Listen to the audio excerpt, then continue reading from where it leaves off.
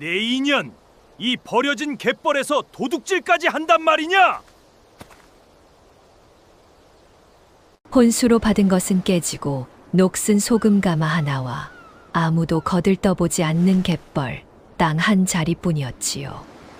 온 마을이 그 혼수를 두고 수군거리며 웃었더랍니다. 그런데 그 버려진 갯벌 밑에 정말 아무것도 없었던 것일까요? 좋아요와 구독으로 응원해 주시면 더 빨리 찾아올게요. 자, 그럼 시작합니다. 옛날 옛적 남쪽 어느 갯마을에서 그리 멀지 않은 곳에 한씨 집안이 살고 있었습니다. 집안의 어른인 한대감은 한때 조정에서 벼슬을 살던 사람이었지요. 그러나 모함에 휘말려 관직에서 물러난 뒤로는 집안 형편이 날이 갈수록 기울어만 갔습니다. 너른 기와집은 작은 초가로 바뀌었고 곁을 지키던 종들도 하나둘 떠나갔지요. 그래도 한대감의 곁에는 아내 윤씨 부인과 막내딸 설아가 끝까지 남아 있었습니다. 한대감이 벼슬을 잃은 사연은 마을 사람들 사이에서도 여러 말이 돌았습니다. 누군가는 조정의 권세 다툼에 휘말려 억울하게 자리를 빼앗겼다 했고, 누군가는 그저 운이 다한 것이라 했지요. 진실이 무엇이든 한대감은 그 일을 입에 담는 법이 없었습니다. 다만 술잔을 앞에 두고 먼 산을 바라보는 날이 늘었을 뿐이었지요. 한때 그 댁 마당에는 가마꾼들이 줄을 섰고 곳간에는 곡식이 그득했다고 합니다.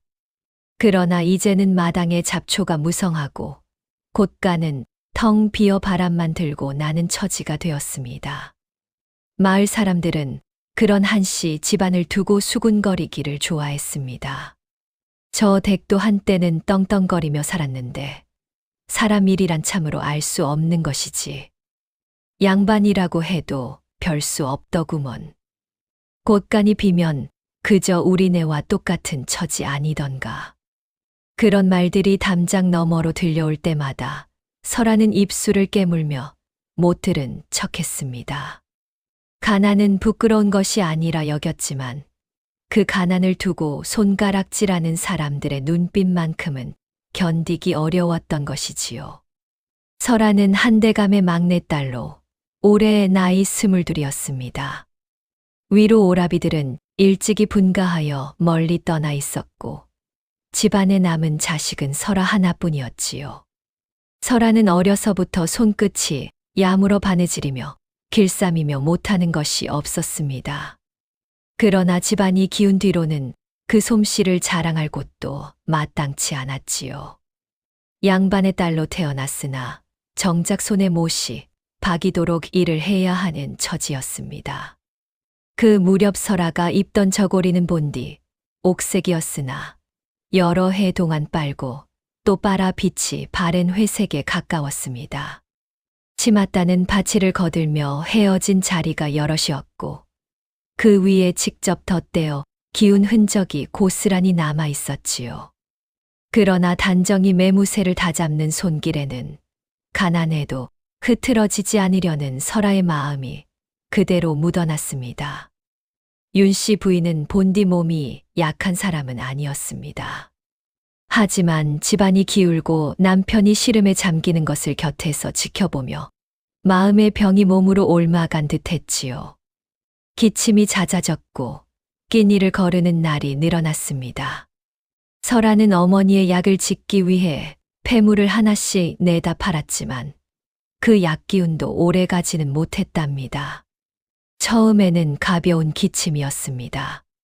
그러나 겨울이 가까워지면서 기침은 밤마다 끊이지 않았고 윤씨 부인의 얼굴에서는 점점 핏기가 사라져갔습니다.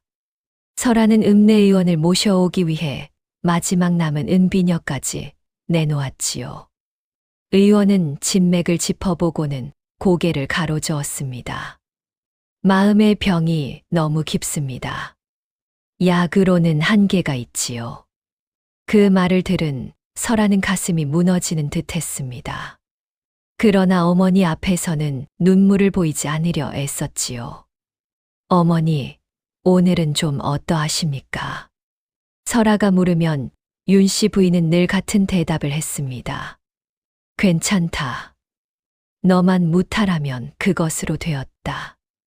그러나 그 말이 진짜가 아니라는 것을 설아는 알고 있었지요. 어머니의 눈빛은 날이 갈수록 흐려지고 있었답니다. 그 무렵 한대감의 집 뒤뜰에는 오래된 헛간 하나가 있었습니다. 헛간 한 구석에는 누구도 손대지 않는 낡은 가마 하나가 놓여 있었지요. 쇠로 만든 가마였는데 한쪽이 깨어지고 군데군데 녹이 슬어 도무지 쓸 데가 없어 보였습니다. 설아는 어릴 적부터 그 가마를 보아왔지만 그것이 무엇에 쓰는 물건인지는 끝내 알지 못했습니다. 어머니, 저 헛간에 깨진 가마는 대체 무엇입니까?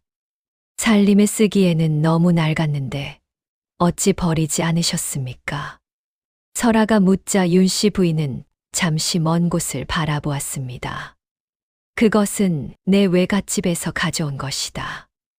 내 외할머니께서 늘 말씀하셨지. 그 가마는 보기보다 귀한 물건이라고 말이다. 귀한 물건이요. 저렇게 깨지고 녹슨 것이. 겉모습이 다는 아니란다, 설아야. 사람도 그렇고 물건도 그렇지. 윤 씨 부인은 그 이상은 말을 아꼈습니다. 설아는 그저 어머니의 말이 예시이야기처럼 들려 깊이 새겨두지는 않았지요. 세월이 흘렀습니다. 윤 씨 부인의 병세는 가을이 깊어질수록 더 무거워졌습니다. 한대감은 매일 밤 아내의 곁을 지키며 한숨을 내쉬었고 설아는 약탕기를 끓이느라 손이 마를 새가 없었답니다. 그러나 어느 추운 새벽 윤 씨 부인은 끝내 가족들의 곁을 떠나고 말았습니다. 숨을 거두기 직전 윤 씨 부인은 설아의 손을 끌어다 자신의 손 위에 얹었습니다. 목소리는 가늘었지만 눈빛만은 또렷했지요. 설아야, 내 말을 잘 들어라. 네, 어머니. 말씀하시옵소서. 뒤뜰 헛간의 그 가마 말이다. 어떤 일이 있어도 그것만은 버리지 말아라. 팔지도 말고 부수지도 말고 내가 끝까지 지니고 있어야 한다.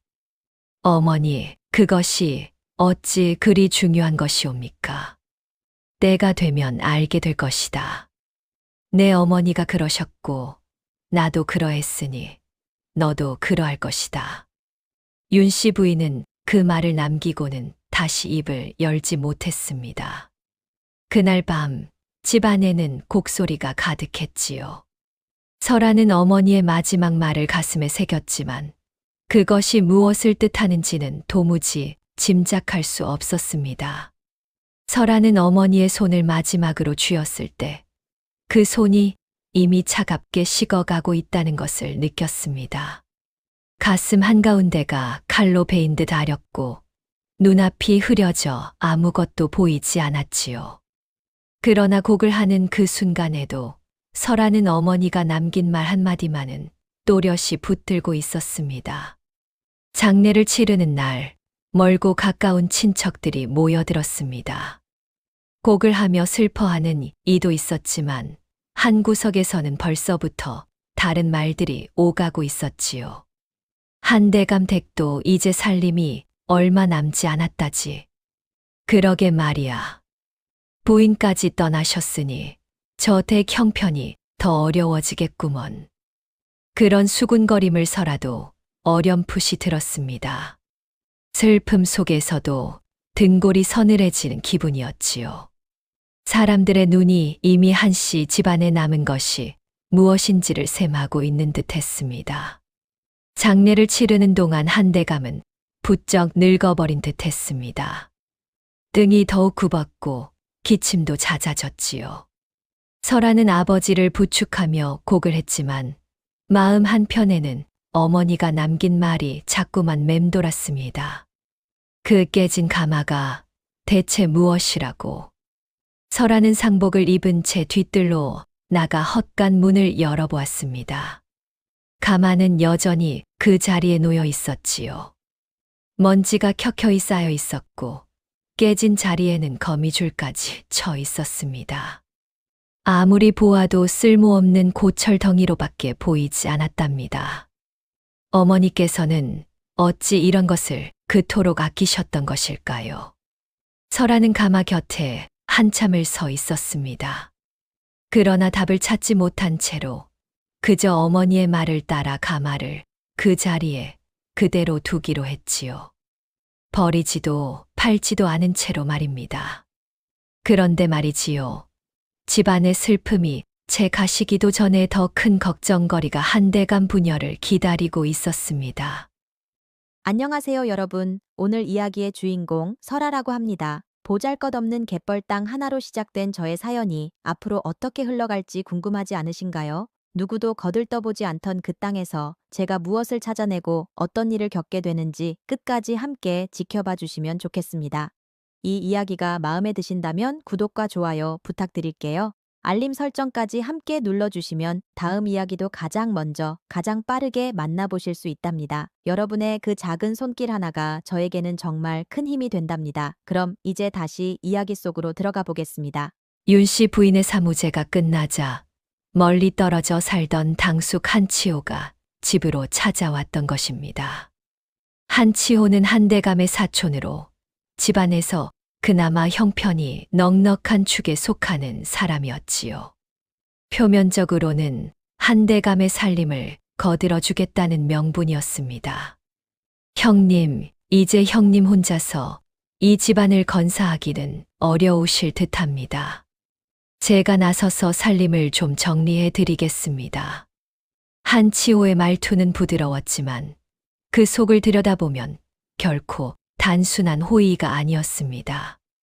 한대감은 병약한 몸으로 더 이상 따질 기력이 없었고 설아는 그저 아버지의 뜻을 따를 수밖에 없었지요. 한대감은 깊은 한숨을 내쉬며 고개를 끄덕였습니다. 고맙구나, 치호야. 내 몸이 예전 같지 않으니 부탁하마. 설아는 그 광경을 지켜보며 가슴이 답답했지만 달리 할 말이 없었습니다. 한치호는 집 안 곳곳을 둘러보며 무엇이 남았고 무엇이 사라졌는지를 꼼꼼히 살피기 시작했습니다. 그러던 중 그의 눈길이 뒤뜰 헛간 쪽으로 향했지요. 저 헛간에는 또 무엇이 있습니까? 오래된 잔물뿐이다. 깨진 가마 하나와 쓸모없는 농기구 몇 점. 한치호는 그 말에 고개를 끄덕이며 더는 묻지 않았습니다. 그러나 그의 눈빛은 잠시 헛간 문 쪽에 머물러 있었지요. 설아는 그 시선을 알아채지 못했습니다. 다만 한치호가 돌아간 뒤 집안에 남은 살림을 어찌 나눌 것인지에 대한 이야기가 본격적으로 시작되리라는 것만은 짐작할 수 있었지요. 이제 곧 남은 살림과 땅을 두고 무슨 일이 벌어질지 설아는 어렴풋이 불안한 예감이 들었습니다. 그리고 그 예감은 머지않아 현실이 되고 말았습니다.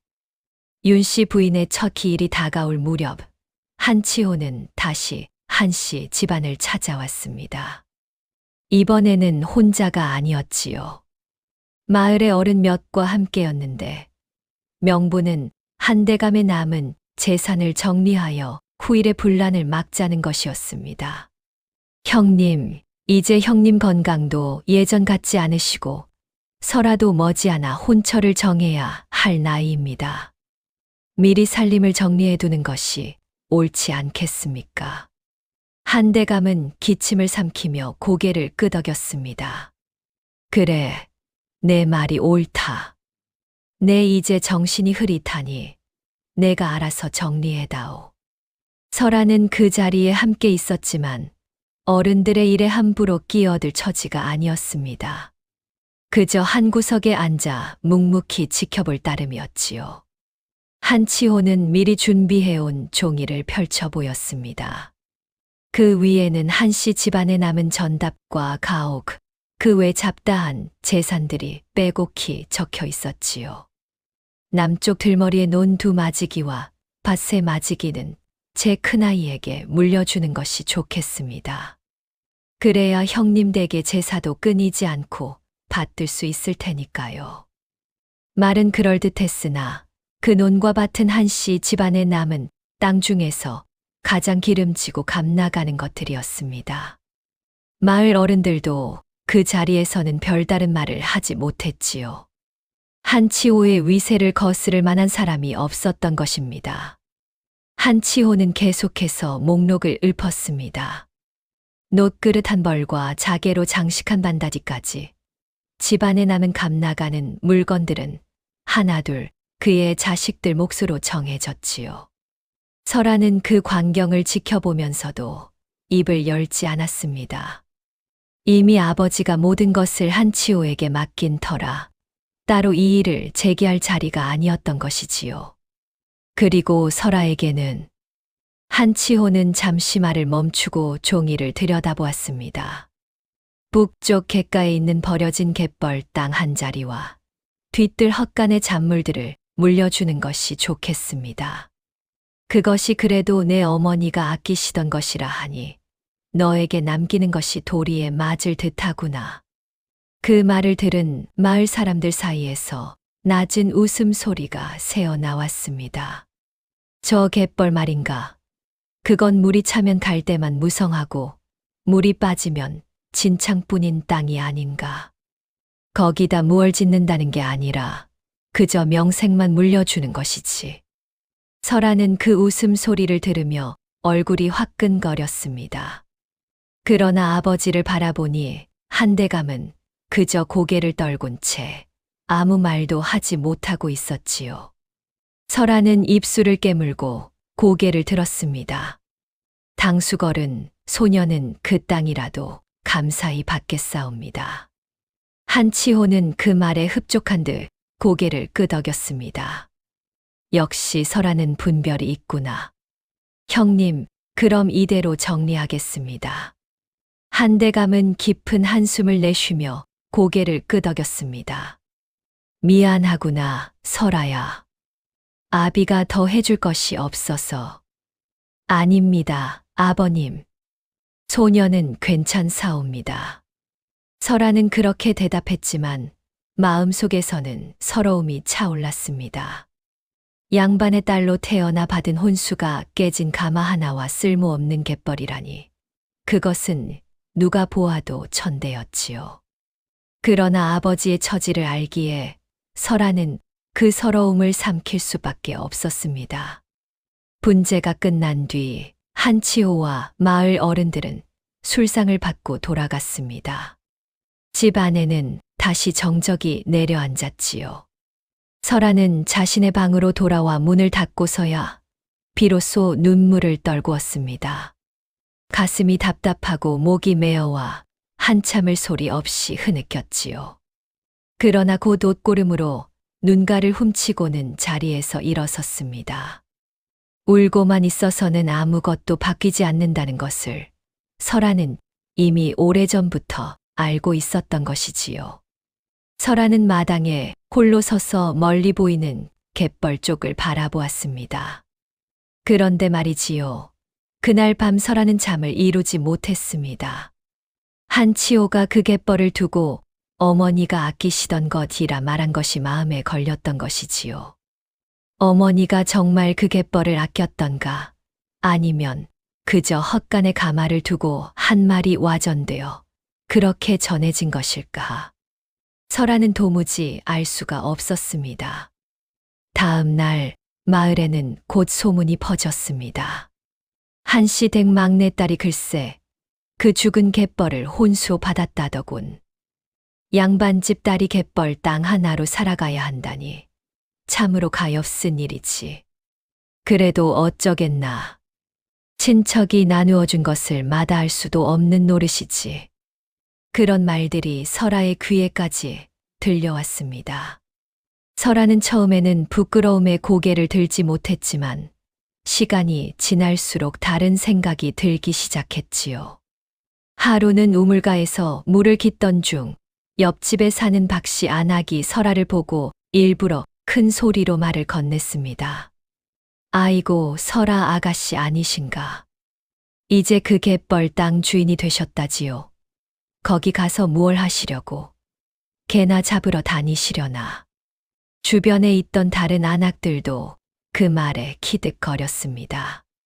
설아는 두레박을 꽉 움켜쥔 채 잠시 숨을 골랐습니다. 얼굴이 화끈거리고 손끝이 떨렸지만 애써 차분한 목소리로 대답했지요. 네, 그 땅이라도 소녀에게는 귀한 것이지요. 개라도 잡아낀 이를 보탤 수 있다면 다행이 아니겠습니까? 그 대답에 박씨 안악은 잠시 말을 잃었습니다. 비웃으려 던진 말에 오히려 담담한 답이 돌아오니 더는 놀릴 말을 찾지 못한 것이지요. 설아는 두레박을 들고 조용히 자리를 떠났습니다. 그러나 집으로 돌아오는 길, 가슴 한쪽이 우겨드는 듯 아려왔습니다. 다들 쓸모없다 하는 땅이지만 어머니께서 그 가마를 그토록 아끼셨던 데에는 분명 이유가 있을 것이다. 그렇다면 이 갯벌에도 무언가 사람들이 모르는 사정이 있을지 모른다. 설아는 그 생각을 가슴에 품은 채 어느 날 아침 일찍 일어나 갯벌로 향했습니다. 아버지는 만류했지요. 그곳에 가서 무엇을 하려느냐. 그저 위험한 진창일 뿐이다. 아버님, 소녀가 직접 보아야 마음이 놓일 듯합니다. 잠시 다녀오겠습니다. 설아는 낡은 집신을 신고 헛간에서 작은 호미와 망태기를 챙겨 들었습니다. 그리고 그 곁에 놓인 깨진 가마를 잠시 바라보았지요. 어머니의 마지막 말이 다시 귓가에 울리는 듯 했습니다. 그것만은 버리지 말아라. 설아는 가마를 등에 짊어질 수는 없었지만 그 무게만큼은 마음에 담은 채 갯벌을 향해 걸음을 옮겼습니다. 마을을 벗어나 한참을 걸으니 멀리 흙빛으로 펼쳐진 갯벌이 눈에 들어왔지요. 물이 빠진 자리에는 갈대가 듬성듬성 자라 있었고 군데군데 갈라진 진흙 바닥이 황량하게 펼쳐져 있었습니다. 바람을 타고 짠 갯내가 코끝에 와닿았습니다. 이곳이 내가 받은 혼수란 말이지. 설아는 갯벌 앞에 서서 나직이 중얼거렸습니다. 바닷바람이 차갑게 불어왔지만 설아의 눈빛만은 흔들리지 않았지요. 설아는 천천히 갯벌 안으로 걸어 들어가 보았습니다. 발이 진흙 속으로 푹푹 빠졌고 차가운 갯물이 집신 사이로 스며들었습니다. 그러나 설아는 걸음을 멈추지 않았지요. 갯벌 한쪽 구석에서 설아는 오래된 나무 말뚝 몇 개가 비스듬히 박혀 있는 것을 발견했습니다. 누군가 오래전에 무언가를 표시해 두었던 흔적인 듯 했지요. 말뚝 주위에는 검고 단단하게 굳은 흙이 다른 곳과는 다른 빛깔을 띠고 있었습니다. 설아는 허리를 굽혀 그 흙을 손끝으로 만져보았습니다. 다른 곳의 진흙보다 훨씬 차갑고 묘하게 짠 기운이 손끝에 남는 듯 했지요. 이것이 그저 버려진 땅이라면 어찌 이런 말뚝이 박혀 있는 것일까? 설아는 고개를 갸웃거렸습니다. 마을 사람들은 그 땅을 두고 쓸모없다 비웃었지만 설아는 그 안에 무언가 숨겨진 사정이 있으리라는 예감을 떨치지 못했습니다. 그리고 그 예감을 확인하기 위해서라도 설아는 그 땅에 직접 발을 들이기로 마음먹었지요. 해가 뉘엿뉘엿 저물 때까지 설아는 갯벌 곳곳을 천천히 둘러보았습니다. 집으로 돌아왔을 때는 이미 어둠이 깊었습니다. 한대감은 마당에 나와 기다리고 있다가 진흙투성이가 된 딸의 모습을 보고 깜짝 놀랐습니다. 설아야, 이 꼴이 다 무엇이냐? 그곳에 가서 대체 무슨 일이 있었느냐? 아버님, 그저 땅을 둘러보고 왔을 뿐입니다. 걱정하지 마시옵소서. 그 위험한 진창에 무엇을 보러 갔다는 말이냐? 다시는 그곳에 혼자 가지 말아라. 설아는 아버지의 걱정을 이해했지만 마음속에서는 이미 작은 불씨 하나가 피어오르고 있었습니다. 아버님, 소녀는 그 땅을 그저 버려두지는 않을 것이옵니다. 어머니께서 그 가마를 아끼셨던 데에는 분명 이유가 있을 것이고, 어쩌면 이 갯벌에도 같은 이유가 숨어 있을지 모릅니다. 한대감은 그 말에 잠시 말을 잃었습니다. 딸의 눈빛에서 죽은 아내의 고집스러운 눈빛이 겹쳐 보였던 것이지요. 내 뜻이 그러하다면 아비는 더 말리지 않으마. 다만 몸은 항상 조심하여라. 그날 밤 설아는 잠자리에 누워서도 낮에 보았던 그 검은 흙과 낡은 말뚝을 떠올렸습니다.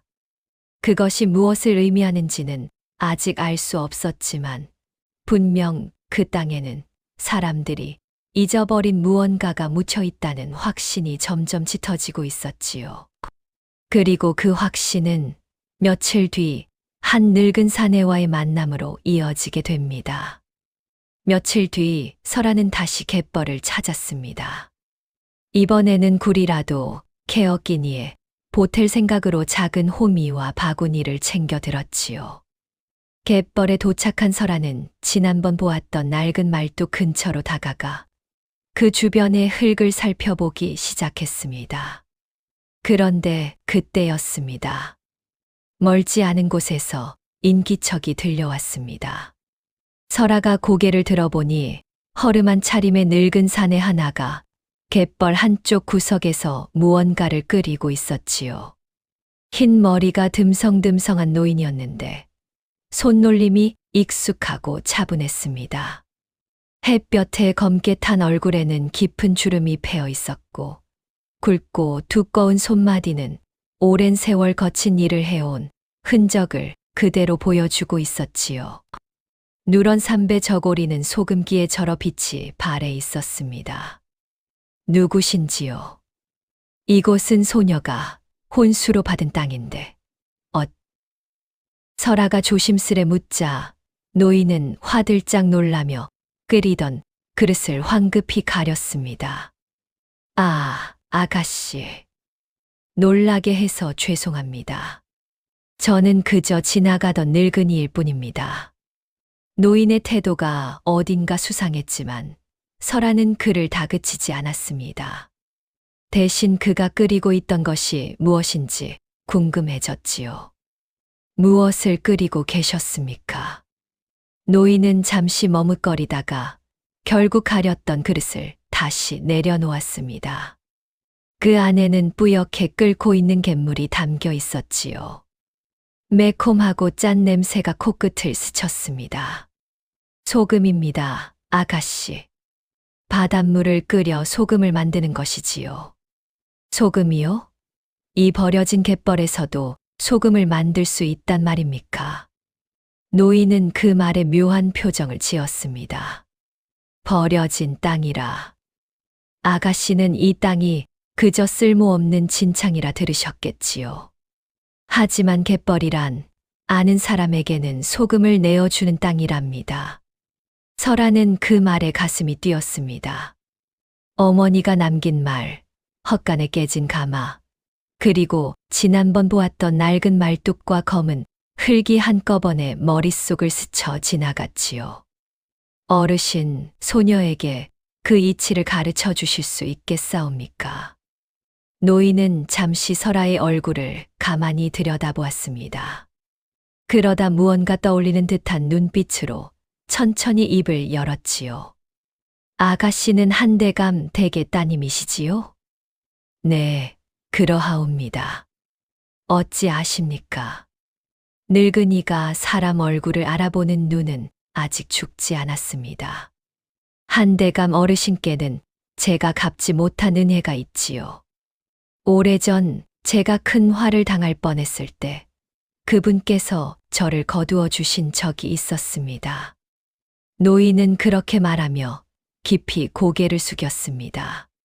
설아는 그 사연이 무엇인지 자세히 알지 못했지만 노인의 진심만은 느낄 수 있었지요. 그 일이 무엇인지 여쭈어도 되겠습니까? 김노인은 잠시 먼 바다 쪽을 바라보다가 천천히 입을 열었습니다. 오래전 제가 비 때문에 관아에 끌려가 매를 맞을 처지에 놓인 적이 있었습니다. 그때 마침 한대감 어르신께서 그 자리에 계셨지요. 어르신은 제 사정을 들으시고는 친히 보증을 서서 저를 풀어주셨습니다. 그날의 그 은혜를 저는 지금도 잊지 못하고 있습니다. 아버님께서 그런 일을 하셨다니 소녀는 전혀 몰랐습니다. 한대감 어르신은 본디 그런 분이셨습니다. 벼슬 자리에 계실 때도 약한 이들을 모질게 대하는 법이 없으셨지요. 그러니 그 댁따님이 이렇게 고초를 겪으시는 것을 저는 차마 그냥 두고 볼 수가 없었습니다. 설아는 그 말에 코끝이 시큰해졌습니다. 아버지의 지난 시절을 잘 알지 못했던 자신이 새삼 부끄러워지는 순간이었지요. 저는 김씨라 불립니다. 한때 이 근방에서 소금 굽는 일을 업으로 삼았었지요. 지금은 다리도 시원찮고 기력도 예전 같지 않아 그저 몰래 작은 자리 하나를 빌려 끼니나 보탤 소금을 굽고 있을 뿐입니다. 김노인 어르신, 그렇다면 이 가마도. 설아는 문득 헛간에 깨진 가마를 떠올렸습니다. 가마라 하셨습니까? 어떤 가마를 말씀하시는지요? 설아는 헛간에 있는 낡은 가마에 대해 설명했습니다. 그 모양과 크기, 깨진 자리까지 자세히 이야기하자 김노인의 눈빛이 점점 진지해졌습니다. 그것은 자염을 굽는 가마일 것입니다. 보통 살림에서 쓰는 가마와는 다르지요. 만약 그것이 정말 자염 가마라면 아가씨께 큰 도움이 될 수도 있습니다. 설아는 그 말에 용기를 얻어 다음 날 그 가마를 직접 갯벌로 옮겨왔습니다. 무겁고 깨진 가마를 끌고 오는 것만으로도 진땀이 났지요. 김노인은 가마를 이리저리 살펴보더니 고개를 끄덕였습니다. 역시 자염 가마가 맞습니다. 다만 이렇게 깨어진 채로는 쓸 수가 없겠지요. 진흙을 개어 틈을 메우고 불자리를 다시 다듬어야 합니다. 두 사람은 그날부터 가마를 고치는 일에 매달렸습니다. 설아는 진흙을 이겨 깨진 틈에 발랐고 김노인은 불자리를 다듬으며 화력이 골고루 퍼지도록 손을 보았지요. 손에 흙이 잔뜩 묻고 손톱 밑까지 검게 물들었지만 설아는 개의치 않았습니다. 아가씨, 그렇게 손에 힘만 주신다고 틈이 메워지는 것이 아닙니다. 진흙에 잘게 썬 짚을 섞어야 합니다. 그래야 마르면서도 갈라지지 않지요. 김노인의 가르침에 따라 설하는 짚을 잘게 썰어 진흙과 함께 지식였습니다. 손끝이 갈라진 짚에 베어 따끔거렸지만 설하는 입을 다물고 참았지요. 가마에 깨진 자리에 그 진흙을 두껍게 바르고 마를 때까지 며칠을 기다렸습니다. 그 며칠 동안 설아는 매일 아침 일찍 집을 나서 갯벌로 향했습니다. 한대감은 처음에는 걱정스러운 눈빛으로 딸을 바라보았지만 점차 말리지 않게 되었지요. 오히려 어느 날은 손수 마른 집 한 다발을 챙겨주며 말했습니다. 몸 상하지 않게 조심하여라. 내 어미가 보았다면 분명 자랑스러워했을 것이다. 그 말에 설아는 눈시울이 뜨거워졌지만 애써 웃어 보였습니다. 며칠 뒤 마침내 가마에 갯물을 끓일 준비가 끝났습니다. 설아와 김노인은 바닷물을 길어와 가마에 붓고 불을 지폈지요. 장작이 타들어가며 매운 연기가 피어올랐고 가마 안의 물은 서서히 끓어올랐습니다. 이제 이 물이 졸아들면 소금이 남을 것입니다. 김노인의 말에 설아는 가슴을 졸이며 가마를 지켜보았습니다. 그러나 한참을 끓였는데도 가마 밑 깨진 자리에서 물이 조금씩 새어 나오고 있었지요. 결국 물은 다 졸기도 전에 절반 가까이 새어버렸고 남은 것은 멀건 죽 같은 진흙뿐이었습니다. 실패로구나. 설아는 가마 앞에 쪼그려 앉아 한숨을 내쉬었습니다. 손에는 흙과 재가 잔뜩 묻어 있었고 마음 한구석에는 실망감이 무겁게 내려앉았지요. 어깨가 축 늘어지고 두 손은 가마의 차가운 표면을 짚은 채 떨리고 있었습니다. 며칠간의 수고가 한순간에 진흙탕으로 흘러가 버린 듯한 허망함이 가슴을 짓눌렀지요. 김노인은 그런 설아의 어깨를 가만히 두드렸습니다. 아가씨, 첫 시도에 성공하는 법은 없습니다. 저도 처음 소금을 구울 때는 가마 3개를 깨뜨렸지요. 틈을 메우는 진흙의 배합이 잘못된 것일 뿐입니다. 그렇다면 다시 할 수 있다는 말씀이십니까? 물론입니다. 다만 시간이 걸릴 것입니다. 지린 흙에 짚을 섞어 더 단단하게 메우고 불을 더 천천히 올려야 합니다. 설아는 그 말에 다시 힘을 얻었습니다. 비록 첫 시도는 실패였지만 가마에서 피어오르던 연기와 끓어오르던 물소리가 설아의 마음속에 작은 희망의 불씨를 남겼던 것이지요. 어르신, 소녀는 이 일을 끝까지 해보고 싶습니다. 비록 몇 번을 더 실패하더라도 말이옵니다. 김노인은 그 말에 흐뭇한 듯 미소를 지었습니다. 그 마음이면 충분합니다. 소금이란 본디 사람의 정성을 먹고 나는 것이지요. 서두르지 마시고 차근차근 다시 해봅시다.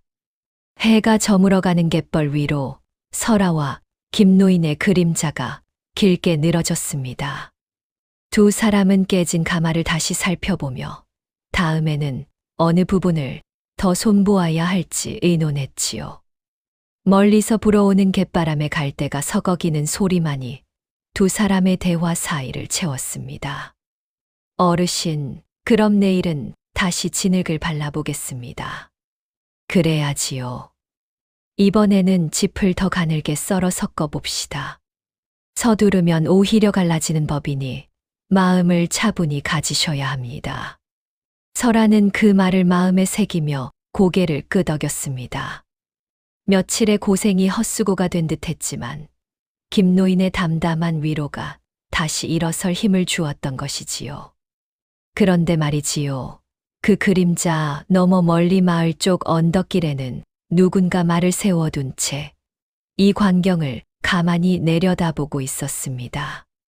거리가 멀어 얼굴은 분명히 보이지 않았지만 그 산에는 한참 동안 자리를 뜨지 않고 갯벌 쪽을 지켜보았지요. 설아와 김노인은 등을 돌린 채 가마에 정신이 쏠려 있어 그 시선을 전혀 알아차리지 못했습니다. 그날의 그 작은 연기 한 줄기가 머지않아 큰 풍파를 불러오게 될 것을 두 사람은 아직 짐작조차 하지 못했지요. 다음 날부터 설아와 김노인은 다시 가마 손질에 매달렸습니다. 이번에는 짚을 더 가늘게 썰어 진흙에 섞었고 마르는 동안에도 몇 번이나 손으로 두드려 단단하게 다졌지요. 김노인은 불을 다루는 법도 다시 가르쳤습니다. 불을 너무 세게 올리면 가마가 또 갈라집니다. 처음에는 약하게 물이 끓기 시작하면 서서히 올려야 하지요. 설아는 그 가르침을 하나하나 마음에 새기며 따랐습니다. 손에는 굳은 살이 박이기 시작했고 얼굴은 햇볕에 그을려 점점 검어졌지요. 그러나 설아는 그것을 부끄러워하지 않았습니다. 오히려 그 굳은 살이 자신이 무언가를 해내고 있다는 증거처럼 느껴졌던 것이지요. 두 번째 시도에서는 가마가 새지 않았습니다. 그러나 불 조절에 서툴러 물이 너무 빨리 졸아붙는 바람에 소금이 아니라 새카맣게 탄 찌꺼기만 남았지요. 또 실패로구나. 설아는 한숨을 내쉬었지만 이번에는 크게 낙담하지 않았습니다. 가마가 새지 않은 것만으로도 큰 발전이었으니까요. 아가씨, 처음보다 훨씬 나아졌습니다. 다음에는 불을 더 천천히 다루어 봅시다. 세 번째 시도가 있던 날, 설아는 아침 일찍부터 가마 앞을 떠나지 않았습니다. 불씨를 살피고 물에 끓는 정도를 가늠하며 조금씩 장작을 더하고 빼기를 반복했지요. 해가 중천에 떠오를 무렵 가마 안의 물은 점점 졸아들어 걸쭉해지기 시작했습니다. 이제 다 되었습니다, 아가씨. 불을 빼시지요. 김노인의 말에 설아는 서둘러 장작을 빼냈습니다. 가마 안을 들여다보니 뽀얀 결정들이 바닥에 켜켜이 쌓여 있었지요. 설아는 떨리는 손으로 그것을 한 줌 집어들었습니다. 어르신, 이것이 소금입니다, 아가씨. 아가씨의 손으로 처음 만들어낸 소금이지요. 설아는 그 소금을 손바닥에 올려놓고 한참을 바라보았습니다. 거칠고 투박했지만 분명 하얗게 빛나는 소금이었지요. 눈물이 차올라 시야가 흐려졌지만 설아는 입가에 미소를 띄었습니다. 해냈습니다. 정말로 해냈습니다, 어르신. 아가씨의 정성이 통한 것입니다. 이제부터는 점점 더 나아질 것입니다. 그날 이후 설아는 거의 매일같이 갯벌로 나가 소금을 구웠습니다. 처음에는 한 줌도 되지 않던 소금이 시간이 지날수록 점점 양이 늘어났지요. 설아는 그 소금을 조심스럽게 모아 작은 항아리에 담아두었습니다. 어느 날 설아는 모아둔 소금을 처음으로 장터에 내어보았습니다. 좌판도 없이 작은 보자기에 소금을 펴놓고 앉아있으니 지나가던 사람들이 의아한 눈빛으로 쳐다보았지요. 이 소금이 어디서 났습니까? 한 안악이 묻자 설아는 차분히 대답했습니다. 소녀가 직접 구운 것이옵니다. 갯물을 끓여 만든 자염이지요. 안악은 소금을 한 줌 집어 손끝으로 비벼보더니 고개를 끄덕였습니다. 알이 거칠긴 하지만 간은 제대로 배어 있구먼. 이만큼 주시오. 그렇게 설아는 처음으로 제 손으로 곡식 한 되박을 바꾸어 왔습니다. 큰 돈은 아니었지만 그 되박을 품에 안고 돌아오는 발걸음은 그 어느 때보다 가벼웠지요. 비록 큰 돈이 되지는 않았지만 장터에 내어 곡식 몇 되박과 바꿀 수 있을 정도는 되었지요. 한대감은 그런 딸의 모습을 보며 처음으로 흐뭇한 웃음을 지었습니다. 내 어미가 보았다면 얼마나 기뻐했을꼬. 아버님, 이것은 모두 김노인 어르신의 가르침 덕분입니다. 아니다, 설아야. 가르침을 받는 것도 다 그릇이 있어야 하는 법이다. 너는 내 어미를 닮아 끈기가 있구나. 그러던 어느 날 김노인은 가마를 더 안정적인 자리에 다시 앉히자고 제안했습니다. 이 자리는 물이 들 때마다 자꾸 흙이 무르게 변합니다. 좀 더 단단한 자리로 가마를 옮겨야겠습니다. 두 사람은 가마를 조금씩 들어 올려 옆으로 옮기기 시작했습니다. 가마가 놓여있던 자리에 흙을 걷어내자 그 밑에서 단단하게 굳은 흙더미가 드러났지요. 설아는 호미로 그 흙더미를 조심스럽게 파헤쳤습니다. 그런데 그때였습니다. 호미 끝에 무언가 딱딱한 것이 걸렸지요. 설아는 손으로 흙을 헤집어 그것을 꺼내 보았습니다.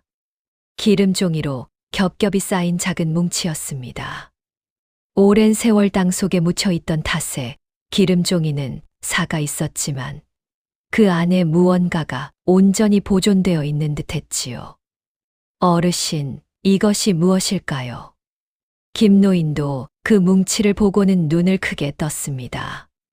조심스럽게 풀어보시지요, 아가씨. 설아는 떨리는 손으로 삭은 기름종이를 한 겹씩 벗겨냈습니다. 그 안에서 나온 것은 누렇게 바랜 종이 한 장이었습니다. 먹으로 쓰인 글씨는 세월에 흐려져 알아보기 어려운 부분이 많았지만 몇몇 글자만은 또렷이 남아 있었지요. 염전옌티엔이라는 글자와 한시한스라는 글자가 보였습니다. 이것은 설아는 가슴이 두근거렸습니다. 어머니가 그토록 가마를 지키라 했던 이유가 바로 이 문서와 연결되어 있을지도 모른다는 생각이 들었던 것이지요. 아가씨, 이 문서는 소인이 다 읽어내기는 어렵겠습니다. 그를 아는 분께 보여드려야 할 듯합니다. 다만 한 가지는 분명합니다.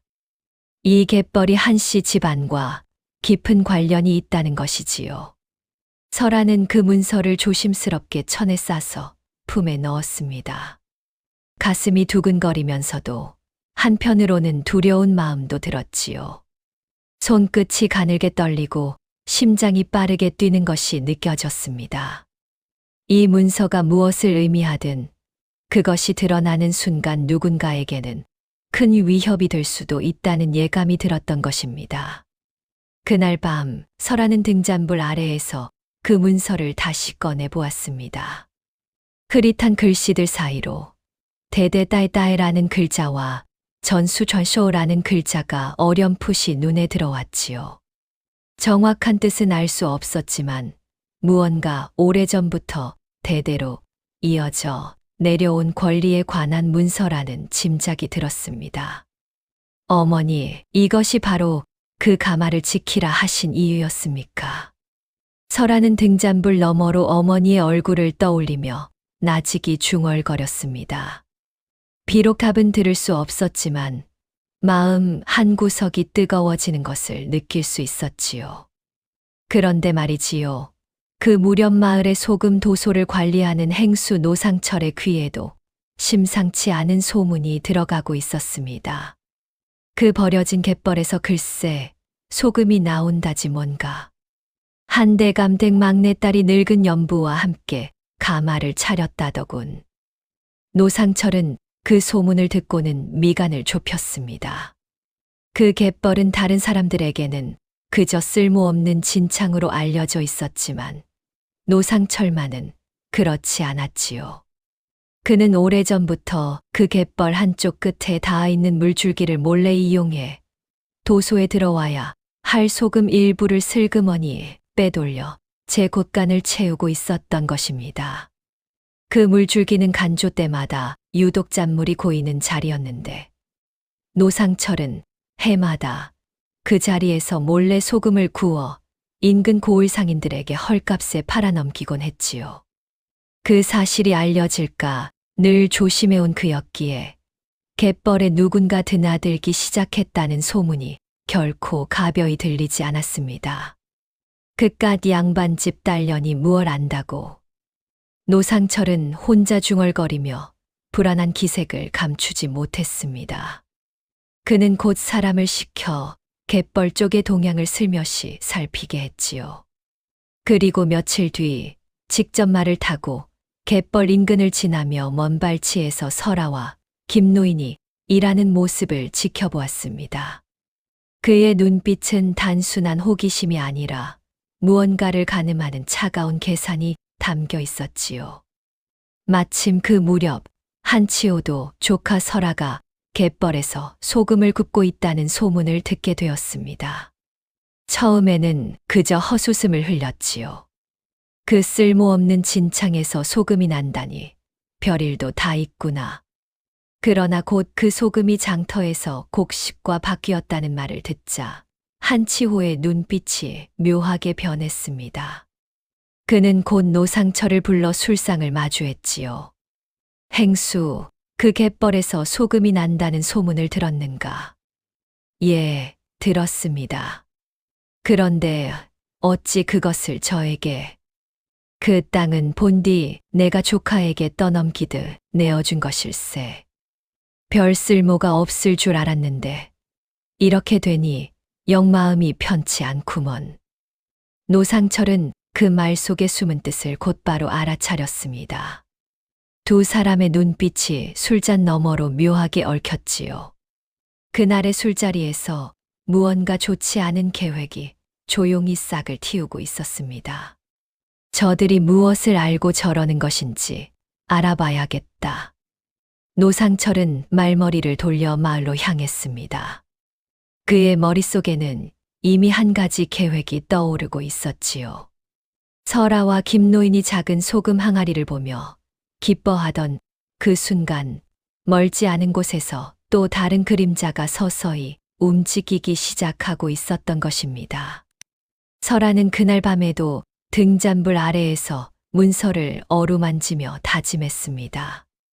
이 갯벌과 가마가 무엇을 의미하든 이제는 결코 물러서지 않겠다고 말이지요. 그러나 그 다짐이 얼마나 큰 시험을 앞두고 있는 것인지 설아는 아직 알지 못했습니다. 며칠 뒤 노상철은 다시 한치호의 사랑채를 찾았습니다. 이번에는 술상도 없이 곧바로 본론을 꺼냈지요. 날이 생각해보니 좋은 수가 있을 듯합니다. 무슨 수인가? 그 갯벌은 본디 도소에서 관리하는 물줄기와 닿아 있는 땅입니다. 만약 그 댁따님이 도소의 허락 없이 소금을 구워 팔았다면 그것은 엄연히 관의 물건을 도둑질한 셈이 되지요. 한치호의 눈이 번뜩였습니다. 그것을 어찌 증명한단 말인가? 제가 도소의 장부를 조금만 손보면 됩니다. 원래 그 물줄기에서 나던 소금의 양을 실제보다 부풀려 적어두면 따님이 구운 소금은 곧 그 부풀린 양만큼 빼돌린 것이 되는 셈이지요. 한치호는 잠시 생각에 잠겼습니다. 조카를 직접 해하는 일에 마음이 편치 않았지만 그 갯벌에 정말 무언가 값진 권리가 숨어 있다면 이대로 두었다가는 자신의 입지가 위태로워질 것이라는 계산이 더 크게 다가왔지요. 그 아이가 정말 무언가를 찾아낸 것이라면 어찌하는가. 날이 설령 그렇다 한들 일단 도둑질로 몰아두면 그 땅과 그 안의 것은 모두 관에서 몰수하게 됩니다. 그리 되면 나리께서 다시 손을 쓰실 길이 생기지 않겠습니까? 그 말에 한치호의 입꼬리가 슬며시 올라갔습니다. 좋다. 다만 일이 커지지 않게 조용히 처리해야 할 것이다. 그것은 염려 마십시오. 나리. 두 사람은 그렇게 흉계를 굳혔습니다. 노상철은 그날 밤 곧바로 도소의 장부를 손보기 시작했지요. 지난 몇 달간의 소금 출납을 거짓으로 고쳐 적고 설아가 구운 소금의 양과 시기를 그 거짓 기록에 맞춰 끼워 넣었습니다. 그러고는 짐짓 걱정스러운 얼굴로 관아를 찾아가 고했지요. 삿도 아래옵기 황망하오나 도소의 소금이 근래 들어 자꾸 축이 납니다. 살펴보니 그 버려진 갯벌에서 누군가 몰래 소금을 구워 빼돌리고 있는 듯하옵니다. 삿도는 노상철이 내어놓은 장부를 살피며 미간을 찌푸렸습니다. 노상철은 그 곁에서 연신 고개를 조아리며 진땀을 흘리고 있었지요. 그 갯벌이라면 한대감 댁따님이 받았다던 그 땅이 아닌가. 그러하옵니다. 처음에는 그저 끼니나 보태려는 것인 줄 알았으나 장부를 맞추어 보니 그 양이 도소의 몫을 훌쩍 넘어서고 있었습니다. 삿도는 잠시 고민하는 듯했으나 노상철이 내민 장부의 숫자를 보고는 결국 고개를 끄덕였습니다. 사람을 보내어 그 땅의 일을 자세히 알아보아라. 만약 도둑질이 분명하다면 신분의 높고 낮음을 가리지 않고 엄히 다스릴 것이다. 그 무렵 설하는 갯벌에서 평소처럼 소금을 굽고 있었습니다. 김노인과 함께 가마 곁에 앉아 모은 소금을 항아리에 옮겨 담던 중이었지요. 그런데 멀리서 말발굽 소리와 함께 관아에 포졸들이 들이닥쳤습니다. 내 인연 이 버려진 갯벌에서 도둑질까지 한단 말이냐. 포졸들 가운데 앞장선 자가 그렇게 외쳤습니다. 설하는 갑작스러운 일에 놀라 자리에서 벌떡 일어섰지요. 무슨 말씀이십니까? 소녀는 그저 혼수로 받은 제 땅에서 소금을 구웠을 뿐이옵니다. 내 땅이라 한들 그 물줄기는 도소의 것이다. 도소의 소금을 몰래 빼돌렸다는 고발이 들어왔으니 너는 지금 당장 관하로 가야 한다. 포졸들은 다짜고짜 설하에 두 손을 묶었습니다. 김노인이 그 앞을 막아서며 소리쳤지요. 이보시오, 아가씨는 그런 일을 하실 분이 아닙니다. 모두 소인이 가르친 일이니 죄가 있다면 소인에게 물으시오. 내 놈도 한패렸다. 함께 끌고 가라. 김노인마저 포졸들에게 붙들려 끌려가게 되었습니다.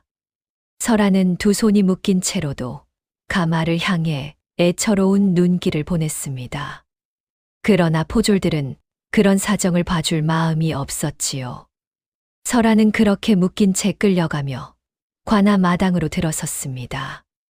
마당 한쪽에는 오래된 회화나무 한 그루가 서 있었고 그 그늘 아래 이미 한치호와 노상철이 짐짓 근심스러운 얼굴로 서 있었지요.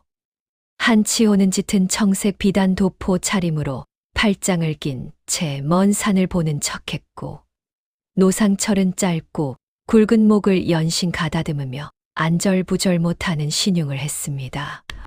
마을 사람들도 소문을 듣고 몰려와 담장 너머로 구경하고 있었습니다. 세상에 그 댁따님이 도둑질이라니. 갯벌에서 소금이 난다고 했을 때 이상하다 싶었지.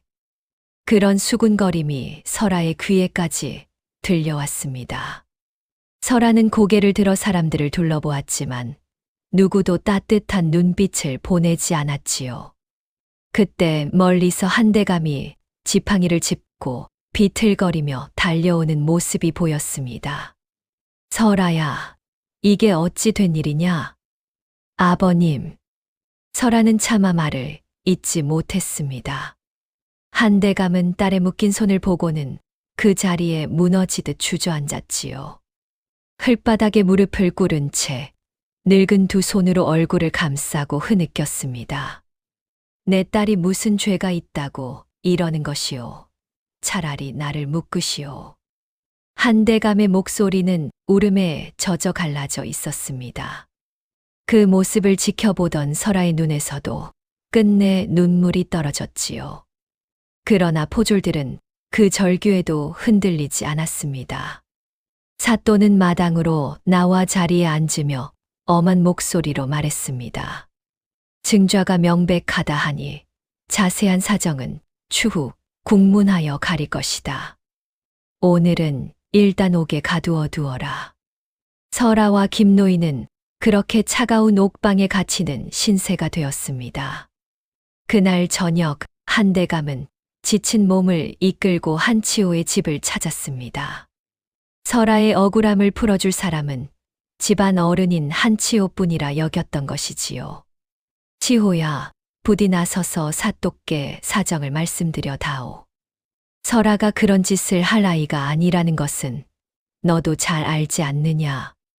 한치호는 짐짓 안타까운 표정을 지으며 한 대감의 손을 잡았습니다. 형님, 저도 마음이 아픕니다. 하지만 도소의 장부에 글이 명백히 나와 있다 하니 저로서도 함부로 나서기가 어렵습니다. 괜히 나섰다가 형님 댁에 더 큰 누가 될까 걱정입니다. 그래도 설아는 내 하나뿐인 딸이다. 내가 정말 모르는 일이냐? 한 대감의 목소리가 떨렸습니다. 한치호는 잠시 시선을 피하더니 다시 차분한 얼굴로 돌아왔습니다. 형님, 너무 상심하지 마십시오. 일단 국문이 열리면 사정을 다 말할 수 있을 것입니다. 제가 사또께 따님의 평소 행실이 어떠했는지는 잘 말씀드려 보겠습니다. 그 말은 위로처럼 들렸으나 실상 아무런 실질적인 도움도 되지 못하는 빈말이었습니다. 한 대감은 그것이 빈말인 줄도 모르고 그저 고개를 숙여 감사를 표할 뿐이었지요. 집으로 돌아오는 길, 한 대감의 어깨는 더욱 굽어 보였습니다. 좁고 어두운 방 안에서 설아는 묶였던 손목의 자국을 어루만지며 가만히 눈을 감았습니다.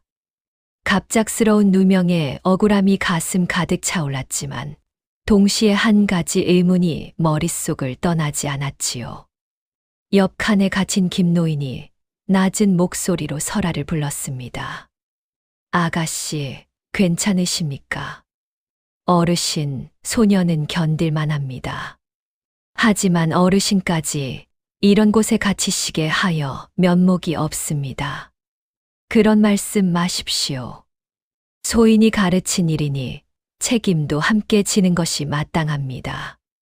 설아는 어둠 속에서 품에 지니고 있던 문서를 가만히 만져보았습니다. 다행히 포졸들은 그것을 미처 발견하지 못했지요. 어르신, 아무래도 이상합니다. 어찌 이렇게 빠르게 일이 벌어졌을까요? 마치 누군가 처음부터 이 일을 꾸미고 있었던 것 같습니다. 김노인도 같은 생각을 하고 있었던 듯 무거운 목소리로 답했습니다. 소인도 그리 짐작하고 있습니다.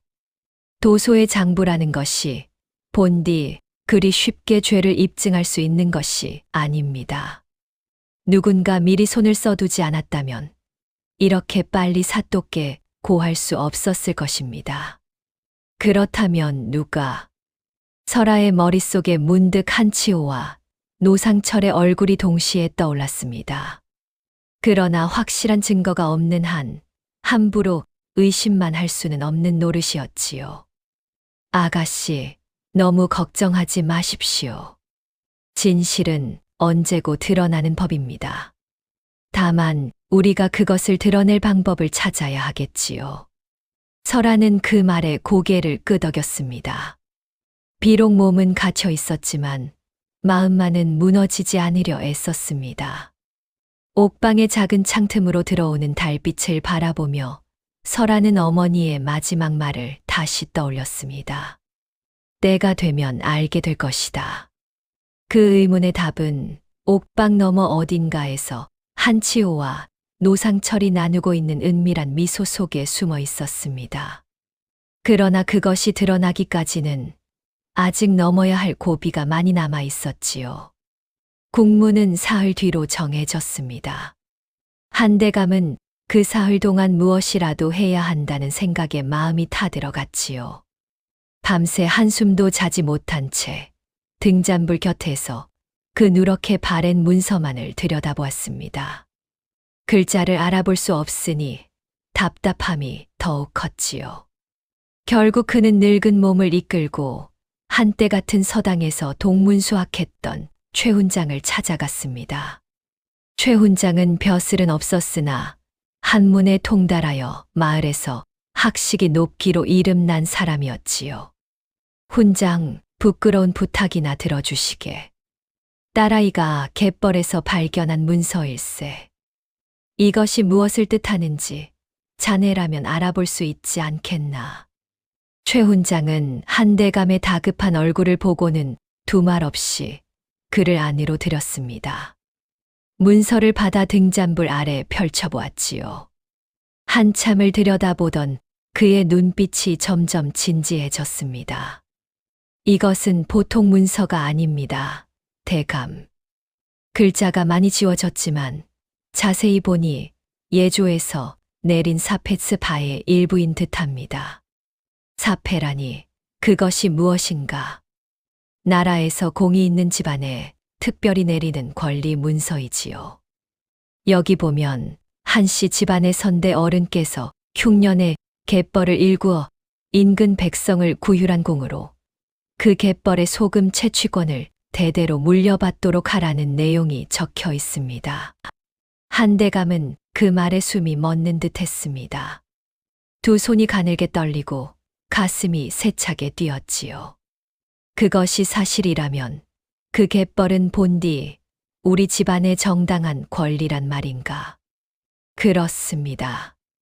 다만 한 가지 문제가 있습니다. 이런 사패는 대대로 그 권리를 실제로 행하며 이어가야 효력이 유지되는 법입니다. 만약 몇 대에 걸쳐 그 땅을 전혀 쓰지 않고 버려두었다면 권리가 흐지부지되었다고 우길 자들이 생길 수 있지요. 한대감은 그제야 깨달았습니다. 아내 윤씨 부인이 그토록 가마를 지키라 했던 이유, 그리고 그 가마가 자염을 굽는 가마였다는 사실이 비로소 하나로 이어졌던 것이지요.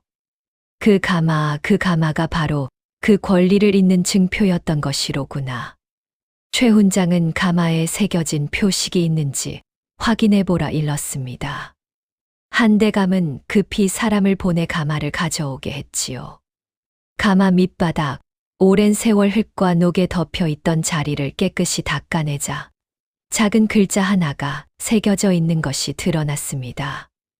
문서에 찍힌 인장의 글자와 같은 글자였지요. 이로써 의심할 여지가 없습니다. 대감. 이 가마는 그 사패와 함께 내려진 증표입니다. 최 훈장은 가마를 가만히 들여다보다가 문득 옛 기억을 떠올린 듯 말을 이었습니다. 그러고 보니 대감, 예전에 돌아가신 제 스승께서 이런 말씀을 하신 적이 있습니다. 지호의 아버지가 젊었을 적 한씨 집안에 그 갯벌을 두고 형제간에 다툼이 있었다고 말입니다. 당시에는 그 땅에 무슨 권리가 있다는 것을 아는 사람이 거의 없었지만 치호의 아버지만은 어딘가에서 그 소문을 들었던 모양입니다. 한대감은 그 말에 눈을 크게 떴습니다. 그렇다면 치호가 처음부터 그 땅에 무언가 있음을 짐작하고 일부러 설아에게 떠넘긴 것이란 말인가. 화건할 수는 없습니다만 정황이 그러합니다. 쓸모없는 땅이라며 떠넘겨두고 만약 정말 값어치가 드러나면 다시 빼앗을 구실을 만들려 했을 가능성이 크지요. 한대감은 그 사실에 치가 떨렸습니다. 친족이라 믿었던 이가 처음부터 흉계를 꾸미고 있었다는 것을 알게 되니 분노와 배신감이 한꺼번에 밀려왔던 것이지요. 한대감은 그 사실에 한편으로는 기뻤으나 다른 한편으로는 또 다른 걱정이 밀려왔습니다. 그렇다면 노상철이 꾸민 그 도둑질 누명은 어찌해야 하는가? 권리가 있다 한들 저들이 거짓 장부로 죄를 뒤집어 씌운다면 무슨 소용이 있겠는가? 그 무렵 옥에 갇혀 있던 김노인은 곁에서 들려오는 소식을 통해 사패 문서의 정체를 전해 듣고 있었습니다. 옥리 중 평소 한대감 댁에 신세를 진 적이 있는 젊은 사령 하나가 몰래 소식을 옥방까지 전해준 덕이었지요. 그 말을 전해 들은 설아는 두 손으로 입을 가리고 말았습니다. 눈물이 차오르고 가슴이 뜨거워져 한참을 말을 잇지 못했지요. 어머니께서 그래서 그토록 그 가마를 지키라 하셨던 것이군요. 설아는 옥방 바닥에 무릎을 꿇고 멀리 계신 어머니께 절을 올리듯 고개를 숙였습니다. 한참 만에 마음을 가라앉힌 설아는 다시 굳은 표정으로 고개를 들었지요. 하지만 권리가 있다는 것만으로는 부족합니다. 저들이 꾸민 도둑질 누명을 벗지 못하면 그 권리조차 빛을 보지 못할 것입니다. 김노인은 무언가를 떠올린 듯 설아를 향해 나직이 말했습니다. 아가씨, 도소의 막쇠라는 일꾼이 있습니다. 노상철의 손발 노릇을 해온 자인데 언젠가 술에 취해 소인에게 속내를 털어놓은 적이 있었지요. 거짓 장부를 만드는 일이 마음에 걸려 괴로워하고 있다 했습니다. 그 사람이 증인이 되어줄 수 있을까요? 두려움이 큰 자라 장담할 수는 없습니다. 하지만 한번 청해볼 만한 가치는 있을 것입니다. 설아는 그 말을 옥리를 통해 한대감에게 전했습니다. 한대감은 곧 사람을 시켜 막쇠를 몰래 찾아가게 했지요. 처음에 막쇠는 잔뜩 겁을 먹고 입을 열려 하지 않았습니다. 저는 아무것도 모릅니다. 행수님께 밉보이면 저는 그날로 쫓겨납니다. 늙은 어미를 모시고 사는 처지에 그런 위험은 감당할 수 없습니다. 막쇠는 손을 내저으며 자리를 피하려 했습니다. 그러나 한대감이 보낸 사람이 그의 옷자락을 붙잡고 다시 말을 건넸지요. 막쇠, 자네 어미 약값을 지난봄 몰래 보태준 이가 누구인지 아는가? 그것이 무슨 말씀이십니까? 그 댁 따님일세. 한설아 아가씨. 자네 어미가 알아 누웠을 때 장터에서 들은 소문을 듣고 직접 약값을 보태셨다더군. 정작 자네는 그것이 누구의 도움인지도 모르고 있었던 모양이군. 막쇠의 얼굴이 하얗게 질렸습니다. 그는 그제야 지난 봄 누군가 익명으로 보내준 곡식 자루를 떠올렸던 것이지요. 그 아가씨가 지난 봄에 제 어미 약값을 몰래 보태주셨던 그 댁따님이란 말입니까? 그렇습니다. 그 아가씨가 지금 누명을 쓰고 옥에 갇혀 있습니다. 막쇠는 한참을 망설이며 두 손을 꼭 쥐었다 풀었다 했습니다. 두려움과 죄책감이 그의 가슴 속에서 거세게 부딪히고 있었던 것이지요. 결국 그는 떨리는 목소리로 입을 열었습니다. 제가 가진 것이 있습니다. 행수님이 진짜 장부를 숨겨두신 곳을 알고 있습니다. 거기에는 그 갯벌과는 상관없이 행수님이 몇 해 동안 몰래 빼돌린 소금의 진짜 양이 적혀 있을 것입니다. 다만 제가 직접 가져다 드릴 수는 없습니다. 행수님이 저를 늘 의심하고 계시니까요. 위치만 알려주시오. 나머지는 저희가 알아서 하겠습니다. 막쇠는 마루장 밑 숨겨진 자리를 일러주고는 황급히 자리를 떠났습니다. 그날 밤 한치호는 어딘가에서 새어나온 소문을 듣고 불안에 떨었습니다. 누군가 막쇠를 만나고 다닌다는 소식이었지요. 그는 곧바로 노상철에게 사람을 보내 증거가 될 만한 것들을 모두 없애라 일렀습니다. 당장 그 장부를 불태워라. 만에 하나 그것이 발견되면 우리 둘 다 끝장이다. 그러나 그 명이 전해지기도 전에 한대감 댁에서 보낸 사람들이 먼저 도소의 창고에 다다랐습니다. 달도 뜨지 않은 금은 밤이었지요. 창고 안은 칠흑처럼 어두웠고 곡식 가마니가 쌓인 틈으로 쥐들이 부스럭거리는 소리만 들렸습니다. 캄캄한 밤, 창고 뒤편 마루장 밑에 숨겨져 있던 작은 장부 하나가 발견되었습니다. 손끝으로 더듬어 그 장부를 끌어낸 순간 멀리서 노상철의 부하들이 횃불을 들고 달려오는 소리가 들려왔지요. 누구냐? 거기 누구냐? 고함 소리와 함께 횃불빛이 어지럽게 일렁였습니다. 한대감의 사람들은 황급히 장부를 품에 숨기고 어둠 속으로 몸을 피했습니다. 좁은 골목과 낮은 담을 넘으며 한참을 내달렸지요. 등 뒤로 횃불빛과 거친 발소리가 점점 가까워졌다가 다시 멀어지기를 반복했습니다. 숨이 턱까지 차오르고 심장이 터질 듯 뛰었지만 누구도 걸음을 멈추지 않았습니다. 추격과 도피가 한참 이어진 끝에 동이 트기 직전 장부는 마침내 무사히 한대감의 손에 들어왔습니다. 이제 되었다. 이것이면 충분하다. 한대감은 떨리는 손으로 그 장부를 품에 안았습니다. 한편 노상철은 동이 트고 나서야 창고의 마루장이 뜯겨 있는 것을 발견했습니다. 그는 사색이 되어 한치호의 집으로 달려갔지요. 날이 장부가 사라졌습니다. 누군가 밤새 그것을 훔쳐갔습니다. 한치호의 얼굴에서도 핏기가 사라졌습니다. 누가 그런 짓을? 그러나 두 사람은 이미 답을 알고 있었습니다. 그저 입 밖으로 꺼내기가 두려웠을 뿐이었지요. 한치호는 떨리는 손으로 의관을 정제했습니다. 오늘 국문에서 어떻게든 저들의 말을 무너뜨려야 한다. 장부가 어찌 됐든 우리가 먼저 입을 맞추면 될 일이다. 노상철은 그 말에 고개를 끄덕였지만 그의 눈빛에는 이미 짙은 불안이 감돌고 있었습니다.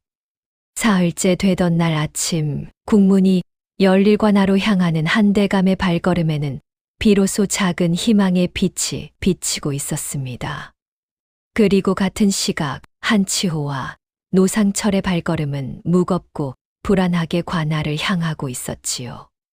관아 마당에는 다시 사람들이 가득 모여들었습니다. 설아와 김노인은 묶인 채로 마당 한가운데 섰고 그 맞은편에는 한치호와 노상철이 서 있었지요. 사또가 마루에 나와 앉으며 좌중을 둘러보았습니다. 오늘 이 자리에서 그 갯벌을 둘러싼 도둑질 누명의 진위를 가릴 것이다. 양측은 증좌를 내어놓아라. 노상철이 먼저 나서서 거짓 장부를 내밀었습니다. 사또, 여기 도소의 장부가 있사옵니다. 보시다시피 그 갯벌에서 빼돌린 소금의 양이 명백히 적혀 있사옵니다. 틀림없는 사실이옵니다. 사또. 소인도 그 댁따님이 몰래 소금을 구워 파는 것을 여러 번 보았다는 증언을 들었사옵니다. 한치호가 옆에서 거들었습니다. 그러나 그 목소리에는 어딘가 떨림이 묻어 있었지요. 사또가 장부를 살피는 동안 한대감이 앞으로 나섰습니다. 사또 소인에게도 아를 말씀이 있사옵니다. 말하라. 한대감은 떨리는 손으로 사패 문서를 꺼내 올렸습니다. 이 문서는 제 딸이 그 갯벌의 가마 아래에서 발견한 것이옵니다. 예조에서 내린 사패로 저희 한씨 집안이 그 갯벌의 소금 채취권을 대대로 물려받았다는 증거이옵니다. 즉, 제 딸은 본디 제 집안에 정당한 권리가 있는 땅에서 소금을 구운 것일 뿐 결코 도둑질이 아니옵니다. 사또는 그 문서를 받아 한참을 들여다보았습니다. 글자가 많이 지워져 있었지만 인장의 흔적만은 또렷이 남아 있었지요. 이것이 진본이라면 보통 일이 아니다. 허나 노상철의 장부에는 명백히 도둑질의 증좌가 적혀 있지 않은가. 그때 설아가 조용히 입을 열었습니다. 사또, 소녀가 한 가지 더 보여드릴 것이 있사옵니다. 설아는 곁에 두었던 작은 보따리를 풀어 진짜 장부를 꺼내어 올렸습니다. 이것은 도소의 일꾼이 알려준 자리에서 찾은 행수 노상철의 진짜 장부이옵니다. 이 장부에는 행수가 몇 해에 걸쳐 도소의 소금을 몰래 빼돌려 판 내역이 그대로 적혀 있을 것이옵니다. 노상철의 얼굴이 새하얗게 질렸습니다. 그것은 조작된 것이옵니다. 저런 천한 것들의 말을 어찌 믿으십니까? 사또는 두 장부를 나란히 펼쳐놓고 비교하기 시작했습니다. 한쪽은 한대감 댁을 도둑으로 몰기 위해 꾸며진 숫자였고, 다른 한쪽은 노상철 자신이 적어둔 실제 거래 내역이었지요. 날짜와 양을 대조해보니 노상철이 도소에 보고한 양보다 훨씬 많은 소금이 해마다 빠져나가고 있었다는 것이 명백히 드러났습니다. 네 이놈, 도소의 소금을 몰래 빼돌린 것이 몇 해째냐? 사또의 호통에 노상철은 그 자리에 풀썩 무릎을 꿇었습니다. 사또, 소인이 잘못했사옵니다. 한치호 나리께서 함께 이 일을 꾸미셨사옵니다. 노상철이 다급히 한치호를 가리키며 모든 것을 토해냈습니다. 갯벌에서 소금이 난다는 소문을 듣고 두 사람이 짠 흉계, 거짓 장부로 설아를 도둑으로 몰아세운 경위까지 숨겨왔던 진실이 마당 한가운데서 모조리 드러났습니다. 한치호는 낯빛이 흙빛으로 변한 채 아무 말도 하지 못했습니다. 마을 사람들 사이에서 낮은 탄식과 수군거림이 터져 나왔지요. 세상에 당숙이라는 자가 조카를 도둑으로 몰았다니. 그 좋은 땅은 제 자식에게, 죽은 갯벌은 조카에게 떠넘긴 것도 다 속셈이 있었던 개군. 사또는 노여운 얼굴로 한치호를 노려보았습니다.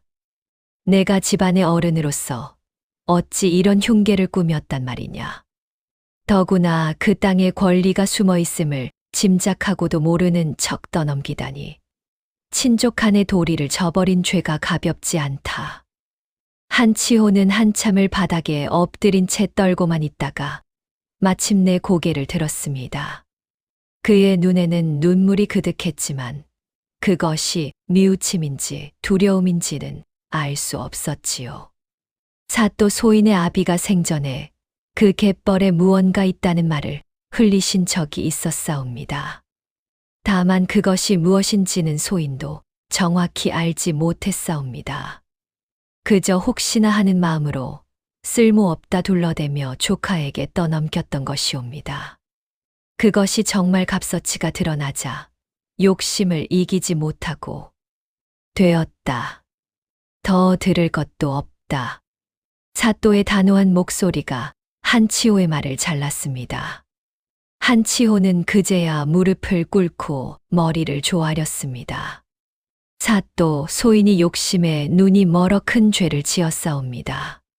사또는 잠시 마당을 둘러보다가 설아를 향해 말했습니다. 내가 그 땅에서 정말 소금을 구울 수 있는지 이 자리에서 직접 보여줄 수 있겠느냐. 설아는 고개를 끄덕였습니다. 예, 사또. 보여드리겠사옵니다. 마당 한쪽에 작은 임시 가마가 마련되었습니다. 설아는 미리 챙겨온 갯물을 가마에 붓고 익숙한 손길로 불을 지폈습니다. 마을 사람들은 숨을 죽이고 그 모습을 지켜보았지요. 시간이 흐르며 물이 졸아들고 마침내 가마 바닥에 하얀 결정들이 켜켜이 쌓이기 시작했습니다. 이것이 바로 소녀가 그 갯벌에서 구운 소금이옵니다. 설아가 소금 한 줌을 들어 올리자 마당에 모인 사람들 사이에서 탄성이 터져 나왔습니다. 사또는 그 광경을 보고는 고개를 끄덕였습니다. 증좌가 명백하다. 한씨 집안의 사패는 정당하며 그 갯벌의 소금 채취권은 한대감 댁의 것임을 인정한다. 노상철은 도소의 재물을 몰래 빼돌리고 죄 없는 이를 도둑으로 몬 죄로 엄히 다스릴 것이며 한치호는 친족을 모함하고 흉계를 꾸민 죄를 물어 그 죄에 맞는 처벌을 내릴 것이다. 노상철과 한치호는 그 자리에서 포졸들에게 끌려갔습니다.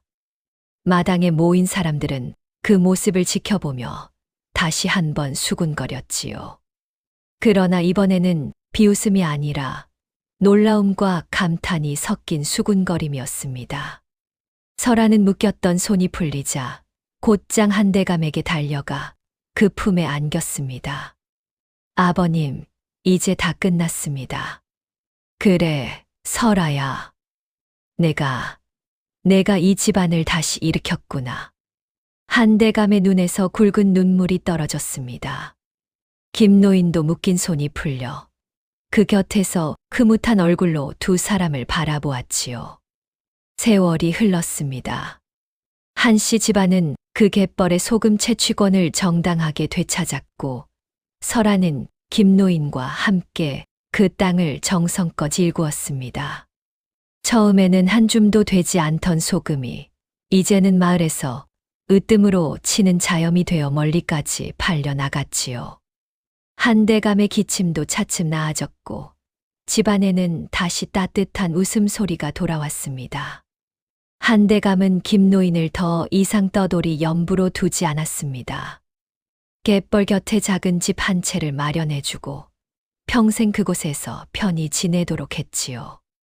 김노인은 처음에는 사양했으나 한대감의 진심을 알고는 결국 고개를 숙여 받아들였습니다. 대감 그 옛날 작은 은혜를 베푸셨을 뿐인데 이렇게 큰 보답을 받으니 송구할 따름입니다. 아닐세, 김노인. 자네가 아니었다면 설아가 그 길을 찾지 못했을 것이네. 이것은 보답이 아니라 마땅히 받아야 할 몫일세. 도소의 일꾼 막쇠 또한 그날의 용기를 인정받아 새로 들어선 정직한 행수 아래에서 계속 일할 수 있게 되었습니다. 사람들은 더 이상 그를 함부로 대하지 않았지요. 마을 사람들은 더 이상 설아를 비웃지 않았습니다. 오히려 갯벌을 지날 때마다 그 곁에 서서 한때 쓸모없다 손가락질했던 자신들을 부끄러워했지요. 사람들은 이 이야기를 두고두고 전했습니다. 버려진 땅이라고 함부로 여길 것이 아니다. 그 안에 무엇이 숨어 있는지는 정성을 들이는 사람만이 알 수 있는 법이다. 사람도 마찬가지가 아니겠는가. 겉모습이 초라하다 하여 그 속을 함부로 가벼이 보아서는 안 될 일이지. 이 이야기는 우리에게 이렇게 말하고 있습니다. 사람의 가치는 신분이나 겉모습에 있는 것이 아니라 그 마음과 행동에 있다는 것을 말이지요. 설아는 비록 몰락한 집안의 막내딸이었으나 끝까지 정직함과 끈기를 잃지 않았기에 끝내 가문을 다시 일으킬 수 있었습니다. 그리고 그 곁에는 옛 은혜를 잊지 않고 손을 내밀어준 늙은 제염 기술자가 있었지요. 저녁 무렵 갯벌 위로 붉은 노을이 잔잔히 내려앉습니다. 가마에서 피어오르는 연기가 바람을 타고 천천히 흩어지고 멀리서 들려오는 파도 소리가 평화롭게 마을을 감싸 안습니다.